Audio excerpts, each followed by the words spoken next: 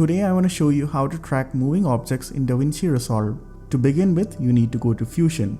If you're using a Mac, press Shift plus space, or if you're using Windows, then press Ctrl plus space to open the select tool. From here, you need to type Planet Tracker in the search box. Click on Planet Tracker, click Add. Move your timeline slider to where you want to begin the motion tracking.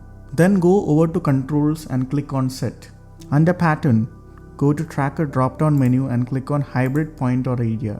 And in the motion type, choose Translation. Now draw a square box around the object you want to track. Then go and click on this button so it tracks to the end of the video.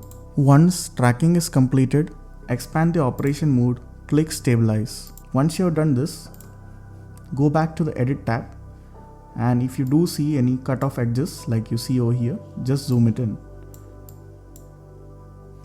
So that's how you can track an object in DaVinci Resolve. So for more tutorials like this, please subscribe to my channel, and thanks for watching.